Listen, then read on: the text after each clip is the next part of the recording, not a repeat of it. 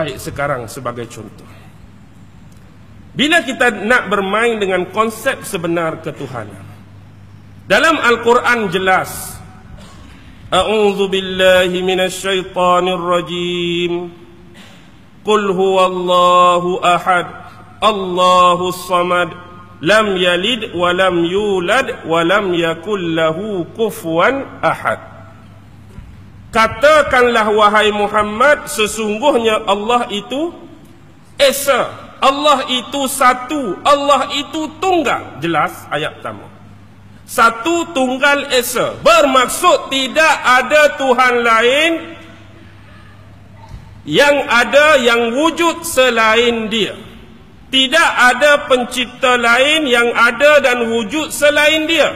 Satu saja. Yang kedua, Allahus samad.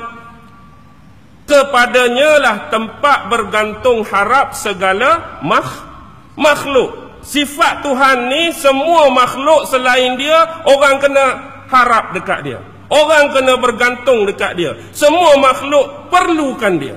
Tak kira makhluk hak paling besar, tak kira makhluk hak paling kecil, tak kira makhluk hak nampak pada mata kasar kita, tak kira makhluk yang mata kita tak nampak, semuanya bergantung, berharapan pada dia. Itu sifat Tuhan. Lam yalid wa lam yulad, dia tidak beranak dan dia tidak diperanakkan. Dia tidak beranak untuk melahirkan anak-anak dia. Jawatan Allah, jawatan Tuhan ini bukan warisan. Kalau aku mati besok, anak nombor 2 tu jadi Tuhan. Lagu tu ke? Kalau aku mati besok, aku berwasiat anak sulung mesti ambil jawatan aku. Lagu tu ke? Tidak. Tak ada sistem keturunan pada Allah Subhanahu wa taala. Dan dia juga wujud azali. Tak ada orang tua. Tak ada kata Allah ni ada mak, Allah ni ada pak yang melahirkan dia. Dia ada wujud sejak azali. Yang terakhir, walam yakul lahu kufuwan ahad. Tidak ada satu pun makhluk yang sama, yang setara, yang sekufu dengan dia. Maksudnya kalau ada makhluk lain yang sama kehebatan macam dia, tu bukan Tuhan tu. Kalau ada makhluk lain yang boleh menandingi dia, tu bukan Tuhan tu. Jelas Dalam akidah kita orang Islam, satu, semua orang bergantung harap, tak beranak, tak diperanakkan, tak ada satu pun hak sama dengan dia. Itulah Tuhan. Hari ini yang jadi berbeza pasal apa? Sebab macam-macam konsep kefahaman yang sebenar tentang Tuhan. Tapi bagaimana sebenar pandangan ini dalam kitab suci masing-masing?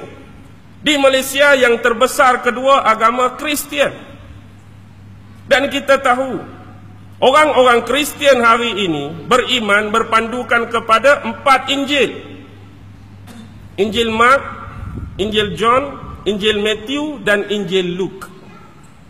Dalam Injil Mark pasal yang ke-12 ayat yang ke-29, maka berkatalah Yesus kepadanya, hukum yang terutama adalah, dengarlah wahai Bani Israel, sesungguhnya Allah itu Tuhan kita dan dia bersifat Maha Esa. Jelas. Buka Injil Mark pasal 12 ayat 29. Maka berkatalah Yesus kepadanya, hukum yang terutama adalah, dengarlah wahai Bani Israel, sesungguhnya Allah itu Tuhan kita dan dia bersifat Maha Esa. Bukan satu ayat ni, banyak lagi bertaburan dalam Bible yang lain. Tetapi kenapa ayat ni diabaikan, dinafikan dan dikesampingkan oleh penganut dia sendiri? Jelas Allah itu Esa, jelas Allah itu tunggal. Kenapa perlu datang konsep Trinity digabung dengan Ruhul Kudus dan Isa itu dinisbahkan sebagai anak Tuhan? Bukankah ini ekstremis? Bukankah ini pelampauan yang telah dilakukan oleh ulama-ulama mereka terhadap agama suci ini? Tapi hakikatnya kitab mengatakan demikian. Allah, Tuhan yang bersifat tunggal, Maha Esa. Sama. Hak dia nak karuk tu cerita dia. Agama apa lagi hak ada? Agama Hindu sebagai contoh. Agama Hindu mereka beriman, berakidah, berkeyakinan dengan dua jenis kitab. Satu dipanggil Sruti, satu dipanggil Smurti. Sruti yang pertama ialah kitab yang mereka yakin dan percaya yang ini diwahyukan oleh Tuhan, oleh pencipta kepada para rishi, kepada para utusan. Kalau nisbah agama Islam, yang diarti nama Nabi-Nabi dan Rasul-Rasul. Kita tak kenal pun siapa dia punya rishi, cuma hak kita kenal Rishi Kapoor saja.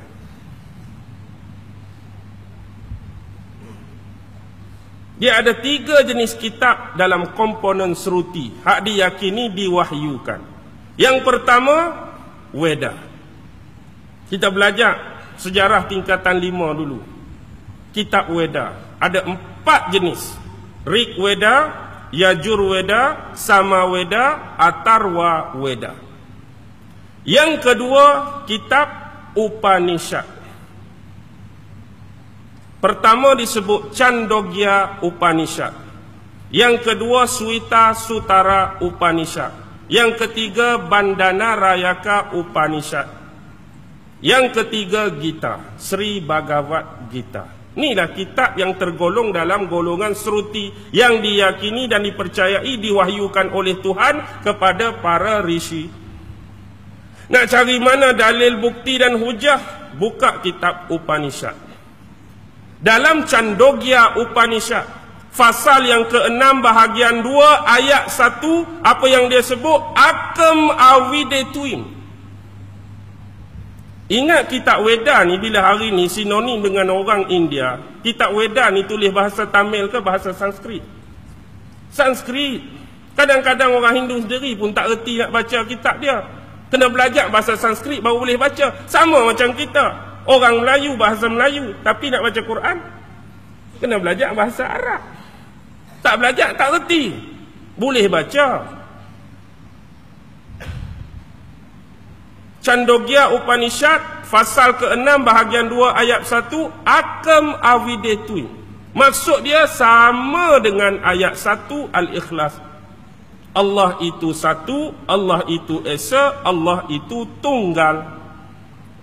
Jelas?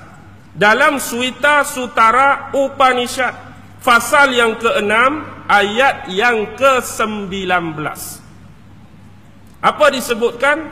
Cuba cek nanti sama ada saya terlupa fasal ke-6 betul ayat yang ke-9 atau 19. Yang saya rasa lebih kepada fasal ke-6 ayat yang ke-9.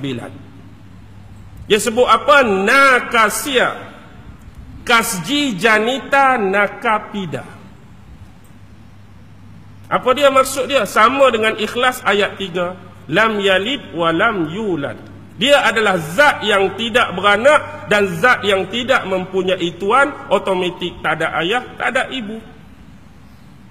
Dalam Upanishad yang sama, Swita Sutara Upanishad fasal ke-4 ayat yang ke-19, Natastya Pratima Asti.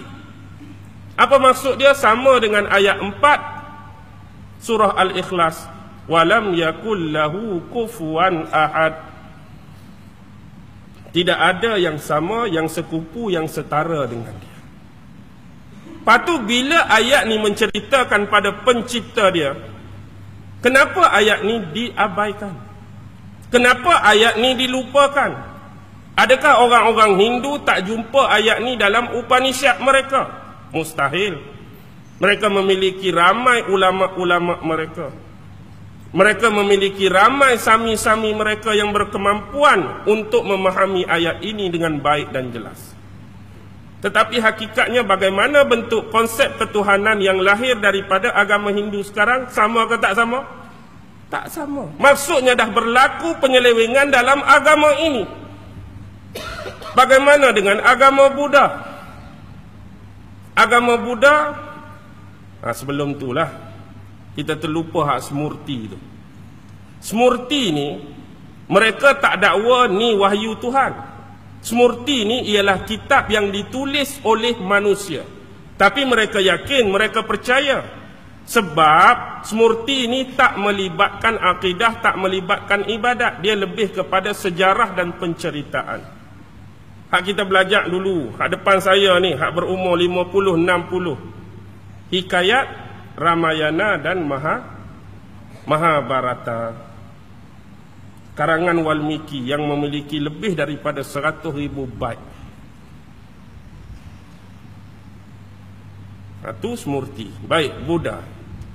Bila sebut tentang Buddha, Buddha pun ada dua juga. Pertama dia panggil Pitaka. Yang kedua dia panggil Sutra. Pitaka dia ada 3, Tripitaka, 3 bakul. Sutta Pitaka, Wisaya Pitaka, Abhidhamma Pitaka. Dalam Sutta Pitaka yang pertama ada bab nama Udana. Fasal yang ke-8 ayat yang ke-3. Dengarlah olehmu wahai para bikhu. Who is bikhu? Bikhu orang-orang yang berotoriti dan berintegriti dalam agama Buddha. Bikhu merujuk kepada para sami dan agamawan Buddha. Sesungguhnya ada sesuatu zat yang tidak terlahir, sesuatu zat yang tidak terjelma, sesuatu zat yang tidak tercipta. Dia maha agung, dia maha mutlak. Cerita siapa ni? Cerita siapa ni? Ada sesuatu zat yang tidak tercipta, yang tidak terjelma, yang tidak tergambar. Dia maha agung, dia maha mutlak. Cerita pasal siapa ni? Ini jelas dalam Sutta Pitaka Udana fasal 8 ayat 3.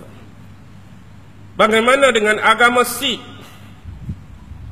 Agama Sikh antara agama minoriti tempat kita.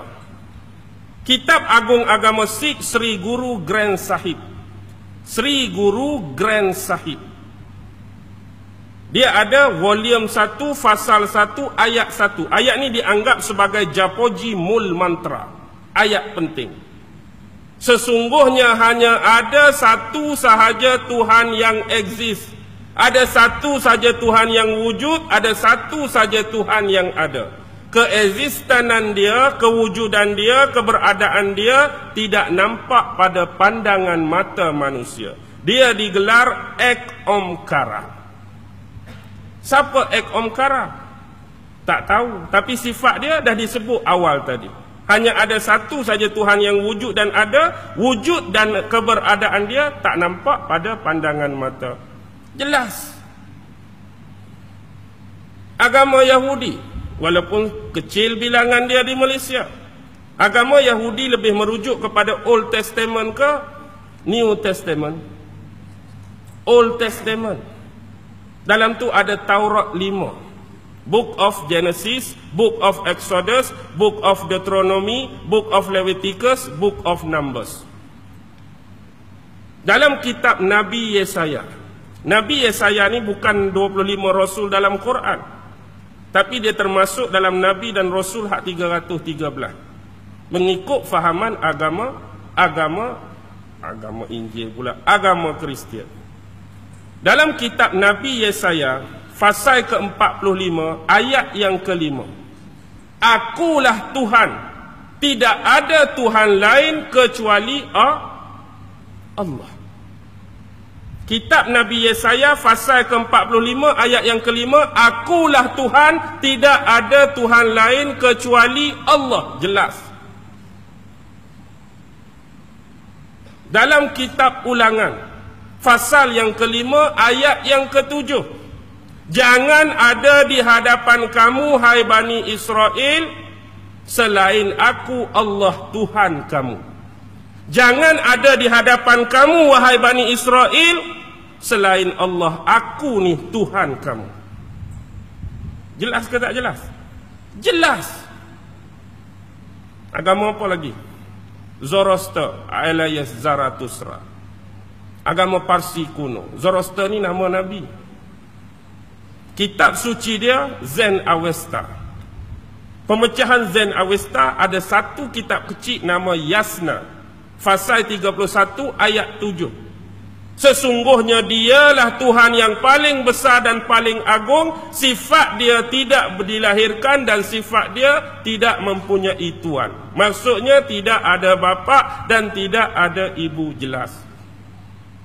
Bahkan boleh dikatakan hampir keseluruhan dalam kitab suci yang diyakini dan dipegang oleh agama-agama lain selain Islam mengajarkan bahawa pencipta Tuhan Allah itu tunggal satu, Maha Esa.